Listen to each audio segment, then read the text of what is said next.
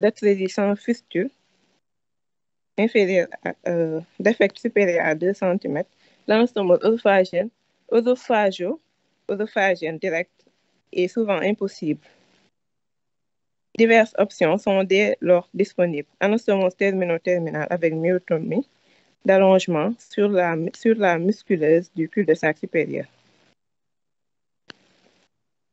Drainage simple du cul-de-sac œsophagien supérieur par sonde et réalisation d'une gastrostomie d'alimentation, œsophagostomie cervicale et gastrotomie d'alimentation, le cas échéant, réalisation d'une œsophagoplastie gastrique ou colique à distance de la période néonatale.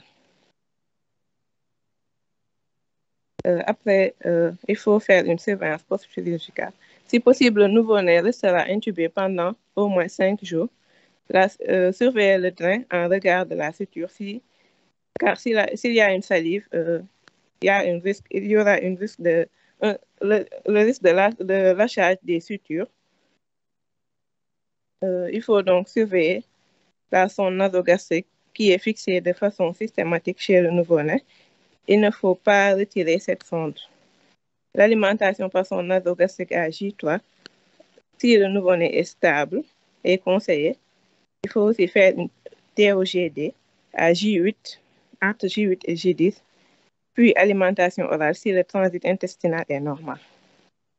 Comme évolution, à court terme, on peut noter des complications locales, des unions d'anastomose par lâchage de suture, 15 à 20%, reperméabilisation de la fistule œsotrachéale, sténose de l'anastomose, 30 à 40%. On peut noter une septicémie néonatale, des complications respiratoires telles qu'une détresse respiratoire et des infections. À moyen terme, on peut noter des complications digestives, le dumping syndrome, des RGO massifs, l'œsophagite peptique, la sténose anastomotique dysphagique et une dysphagie. On peut noter aussi des complications nutritionnelles telles qu'une dénutrition, des complications respiratoires telles récidive de fistule, des infections respiratoires récidivantes. À long terme, on peut noter des séquelles fonctionnelles telles qu'une trouble de la déglutition, trouble de l'oralité, l'asthme, déformation thoracique, scoliose. La prise en charge des complications, elle est multidisciplinaire, gastro-entérologique, pédiatrique, chirurgie, pédiatrie, ORL, pédiatrique, pneumologie, cardiologie, orthophoniste, psychologique, diététicien. Le traitement des symptômes le traitement des complications ORL et respiratoires. Il faut traiter les symptômes d'asthme associés, bronchodilatateurs, corticoïdes inhalés, corticoïdes oraux, antibiothérapie à la demande, séquentielle ou continue, traitement préventif ou curatif dès la surinfection et ou inhalation chronique. Respect du calendrier vaccinal habituel, prévention de la bronchiolite sévère. Il faudra aussi traiter les RGO par des antireflux et des prokinétiques. Il faudra aussi faire l'endoscopie digestive et ORL interventionnelle.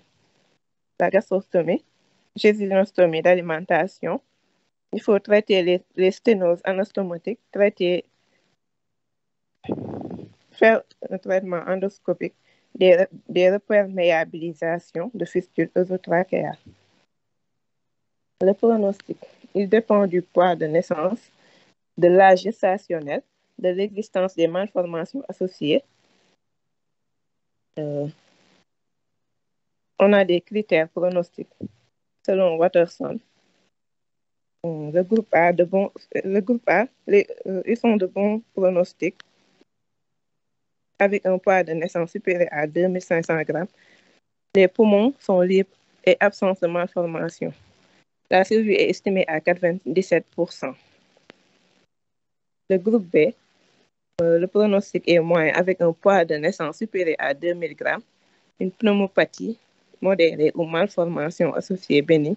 La survie elle est estimée à 59%. Le groupe C est de mauvais pronostic avec un poids de naissance inférieur à 2000 grammes, des pneumopathies sévères, malformations mettant en danger le pronostic vital.